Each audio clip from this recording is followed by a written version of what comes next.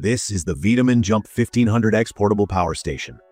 The look is pretty bold, a chunky, sturdy black box with smooth corners, accented by a giant built-in handle that makes it easier to lug around than you might expect from something this substantial.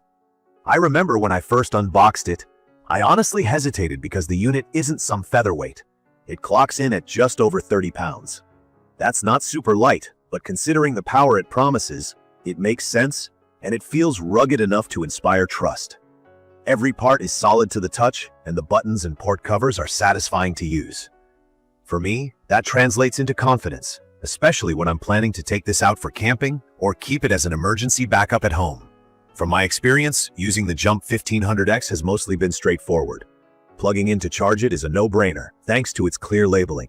The LCD screen is bright, and I appreciate how simple the interface is. All the essential info, like remaining battery, watt draw, time to empty or full, it's all visible at a glance, which is great if, like me, you don't want to dig through confusing menus while you're in a rush.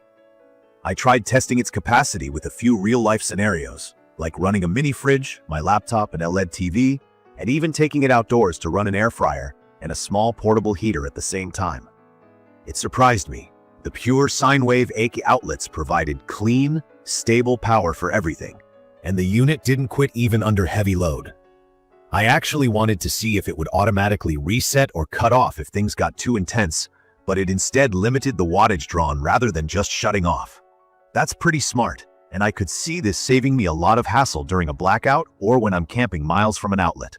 Let's talk about its key features in plain language. This power station offers a big 828 battery.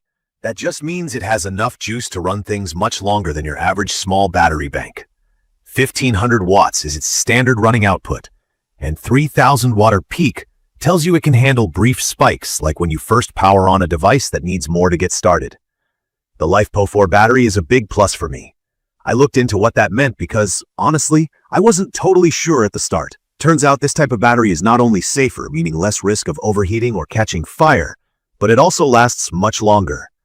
The folks at VTOMAN claim over 3,000 charging cycles before the battery reaches 80% of its original capacity, so you're not looking at a device that'll fade out after just a year or two. That's reassuring, especially considering the price. Another highlight for me is just how many ports are available. I use all sorts of devices, and it's pretty handy to have 3 pure sine wave AC outlets. That's important so your sensitive devices stay safe. Dual 100-watt USB-C fast charging ports for laptops, and standard USB-A ports for my phone or drone. There are even 12-volt DC barrel ports and a regulated car port output for my 12-volt car fridge or CPAP machine. VTOMAN says I can charge up to 12 things at once, and while I haven't maxed it out, I've had a bunch of gadgets plugged in at the same time with no issues. Something I find genuinely useful is its V-Beyond technology. Sounds fancy, but it just means if you try running stuff that needs a quick burst up to 3000 watts, the power station can handle it. Things like space heaters or hair dryers. Of course, you shouldn't rely on this all the time, but knowing it'll manage a surge here and there gives me peace of mind in case I need an extra blast of power. Another unique feature, and honestly one that surprised me, is you can connect an optional expansion battery to increase its total capacity up to 2,376 mAh. I haven't bought that extra battery yet, but knowing I have the option is nice if I ever need even more runtime. And yes, the power bank claims you can jumpstart your car, though you'll need a special cable for it. I haven't tried that yet, but I can see how that might come in handy on the road. The built-in light bar on the back seems like a silly add-on until you actually need it, say during a power cut or at night outside.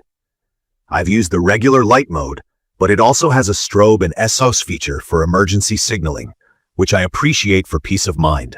However, there are some things I'd honestly like to see improved. The weight, for sure, is on the heavier end for something marketed as portable.